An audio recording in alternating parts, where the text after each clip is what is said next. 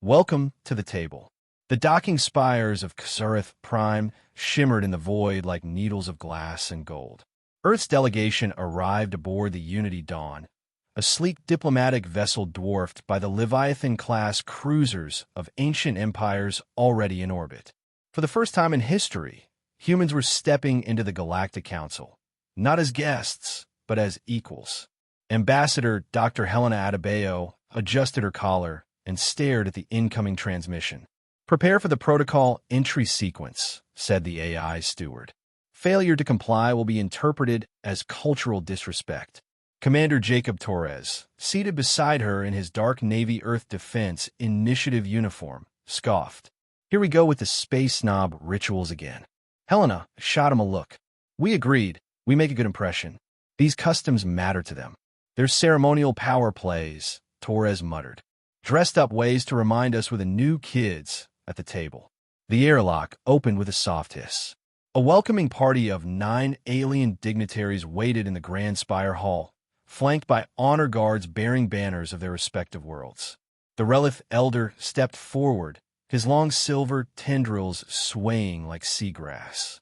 "You must perform the greeting cycle," Helena whispered.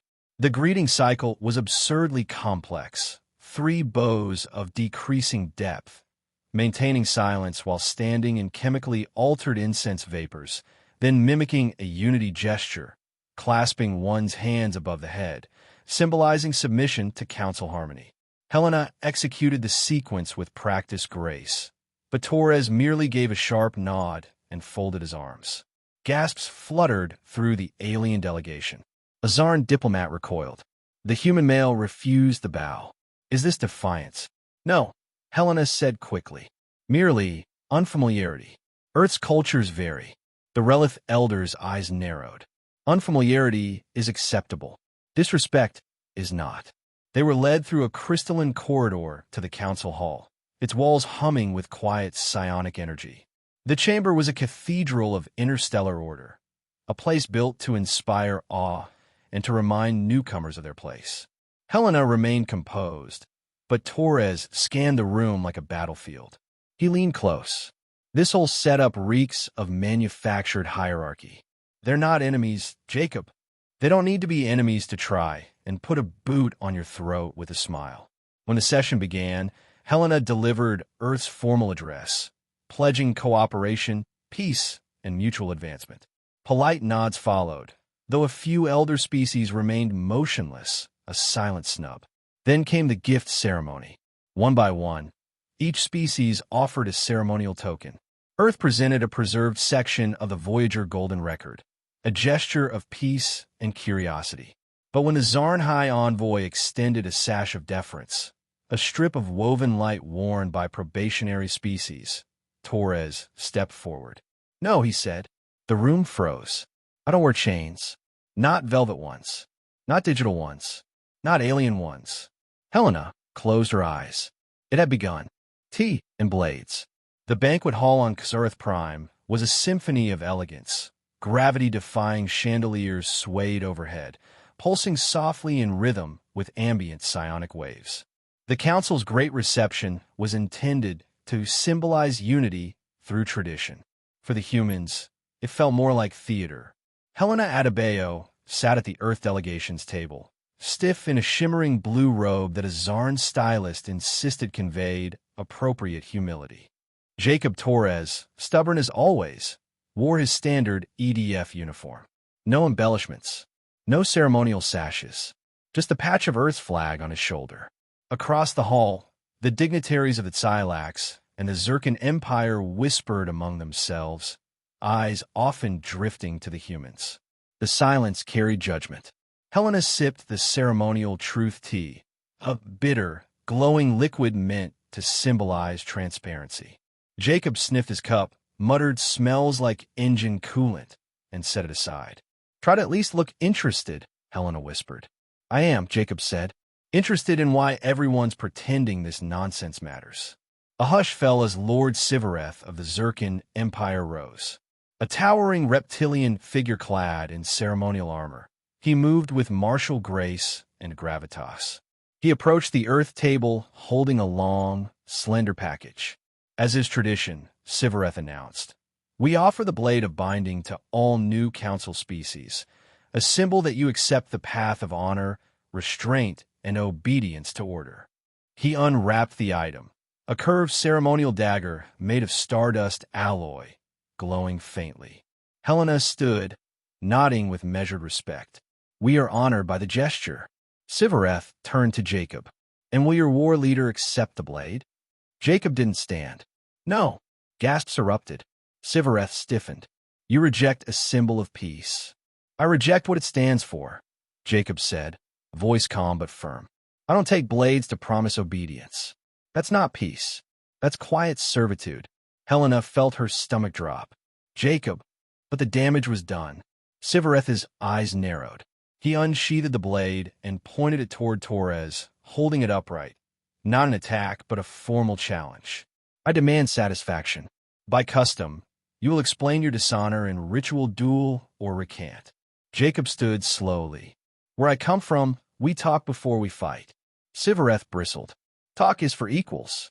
"And there's the problem," Jacob said. Helena stepped between them. "Enough." Her voice carried with unexpected weight. "Earth does not recognize force symbolism as a measure of respect. If our values offend you, perhaps the Council should revisit whether it values truth or just performance." Silence. And then a murmur from the Valari delegate. A soft, rippling agreement. Helena turned to Sivareth. "Or will you spill blood to defend your etiquette?" The blade lowered. Sivareth returned to his seat without a word. But the insult to him had been dealt, and to others, something else had been stirred. The council had witnessed something they hadn't seen in centuries, a refusal. The etiquette rebellion. The council chamber pulsed with restrained fury. Dozens of delegates had convened for the emergency session, an unscheduled gathering called by the Zircon Empire and seconded by 3 other founding species. At the center, Earth's delegation sat in the newly designated probation circle, a diplomatic euphemism for a spotlighted seat of shame. Helena Adebayo knew the trap was coming. The previous night's events had spread across the stars faster than any envoy could contain. The footage of Jacob Torres rejecting the blade of binding and the sharp exchange with Lord Sivareth had been broadcast across thousands of systems. Now the council demanded answers. "The humans dishonor our ways," Sivareth boomed. "They scorn peace offerings, reject ancestral custom, and defy order with smug arrogance.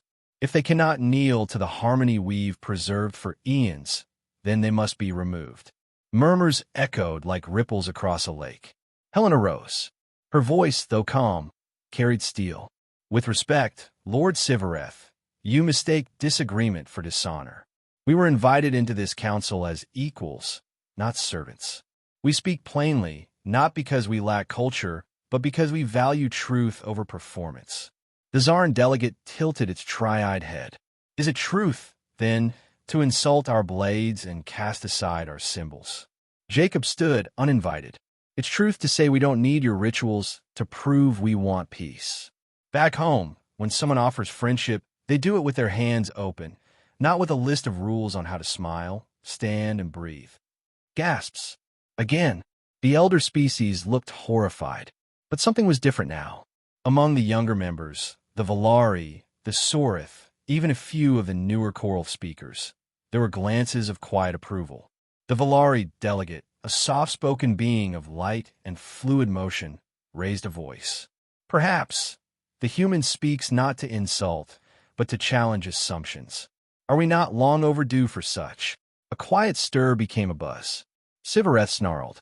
"You would side with these primitives?" "No," the Valari answered. "But we would listen." Helena seized the moment. She stepped forward, voice rising. "You cloak obedience in etiquette and call it peace. But a peace that demands silence is nothing but submission. Humanity will not bow, not because we're arrogant, but because we know what happens when voices are silenced. We've lived through it. We've rebelled against it, even among our own." She paused. "You want our respect? Then meet us as equals, not as handlers teaching a pet to sit." Silence blanketed the chamber. Then the Sorith delegate spoke. "Let the humans remain. Let them be loud. Perhaps it is the council that has grown too quiet. The motion to expel Earth failed, barely, but in that moment the spark had caught. The chamber didn't just feel tense now. It felt different. For the first time in centuries, the Galactic Council was not a place of order. It was a place of change. Ripples across the stars. News of Earth's defiance didn't fade. It spread. Within days, protest gatherings broke out on Valari Prime.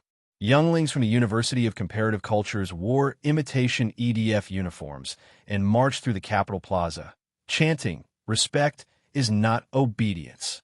In Sorith space, civil forums overflowed with citizens questioning why they had never spoken directly to their counselors, why they had bowed, waited, and remained silent for centuries.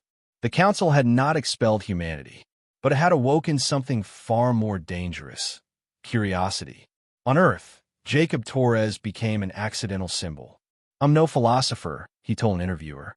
"I just didn't like the idea of wearing a fancy leash." The clip went viral in 32 languages. Within the council itself, changes were slow but visible. The Valari announced they would abolish the silence of deference, the traditional 2-minute pause younger species were expected to observe before speaking in council sessions. "If speech is valuable," their envoy said, "then we should not waste it in symbolic stillness." The Korolth began re-examining their mentorship agreements with elder races, asking why younger civilizations needed cultural approval before submitting proposals. Some elder delegates bristled. Others watched warily. Sivareth, the Zircon Lord, issued no further public statements. But Helena had heard whispers. The old guard was retreating into private chambers, furious but uncertain. They had expected humanity to lash out or apologize. Instead, humans had done something far more dangerous. They had questioned the rules themselves. Inside the council chamber, Jacob sat beside Helena as they prepared for another session. "You know," he said, glancing around the room, "I never meant to start a movement." Helena smirked. "You didn't start it. You just gave it permission to exist." Across the aisle, the young Valari delegate met Helena's gaze and nodded. Not a bow, not a ritual, but a simple human nod. Helena returned it. Moments later, a junior Sorith approached their bench. The alien hesitated, then extended a 4-fingered hand, an awkward mimic of the human handshake. Jacob blinked, then took it. "No sash today?" he asked with a grin. The Sorith smiled. "No, I burned mine." Helena looked up at the high ceiling of the council hall, where holograms of founding species floated in reverent stillness. She wondered how long they'd remain untouched. In the distance, the ancient rituals of the council continued. The incense still burned. The robes still shimmered. But the silence was no longer total. People were talking, questioning, choosing. Change didn't come with fire or fleets. It came with a simple word spoken when silence was expected, with a hand offered instead of a bow, with a refusal that didn't end in violence. Humanity had not come to conquer the stars, but by refusing to kneel, they had reshaped them.